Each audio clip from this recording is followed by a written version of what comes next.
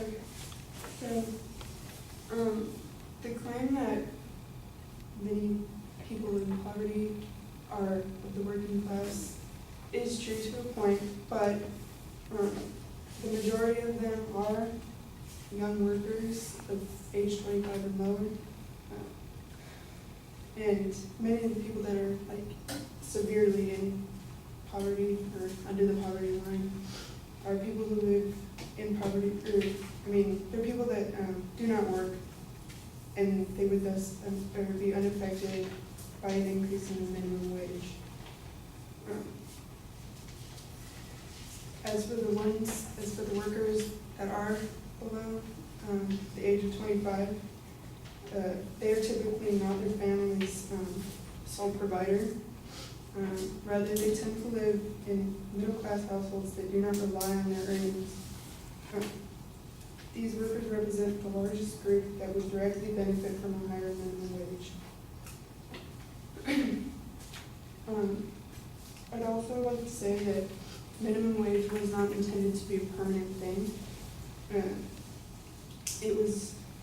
It's meant for entry-level jobs and like new employees that are undergoing training and stuff. And like the first native had said, that within the first year they are, there's a high possibility they will get raised.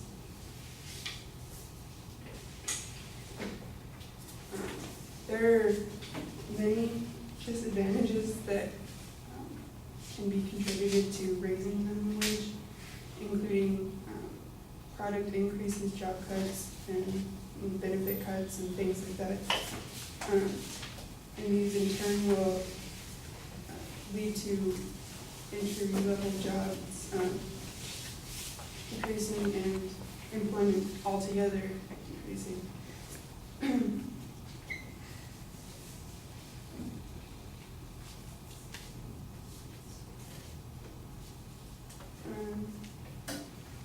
According to the Congressional Budget Office in 2014, the employers passed some of those increased costs onto consumers in the form of higher prices, and those higher prices in turn lead the consumers to purchase fewer of the goods and services, which will in turn lead to less employees getting hired because they're not making as many goods.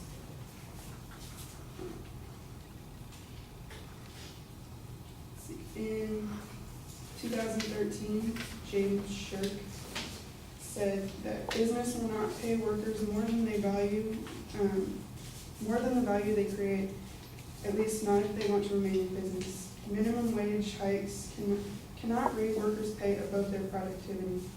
They simply prohibit less productive employees from working, and this includes all the employees that are going through training or are entering into the lowest rung of jobs, which are the entry-level jobs, which are the ones that are making minimum wage.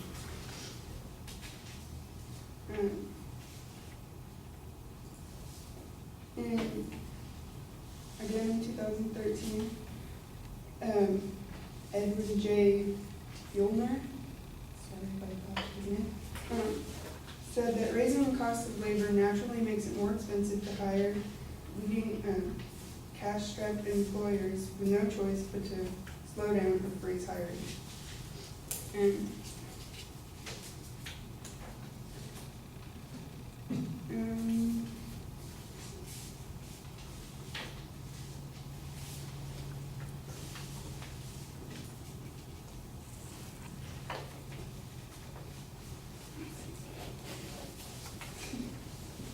I'm sorry. I can give an example as to why this plan would be a bad one. In 2007, I believe it was, the United States started incrementally raising the American Samoa and Commonwealth for Commonwealth of the Northern Marina Islands.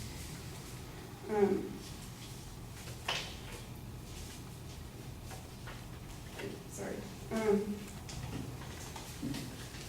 It led the islands to eventually close one of their canneries, and the other one was severely reduced in the amount of employees it had.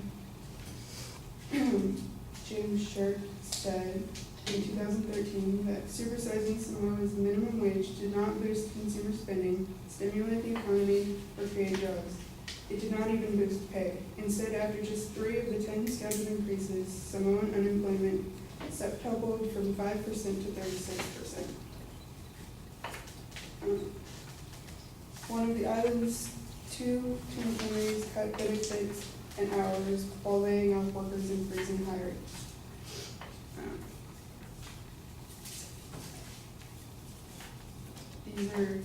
This is kind of a stretch because they had a lower starting point than we did, but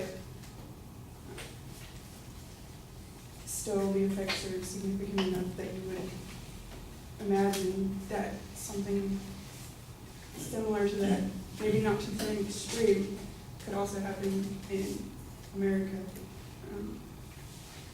How much time do we have? 30 seconds, 29, 28, 27. Yeah, so those are my disadvantages as to why raising the minimum wage would be a bad idea. Thanks.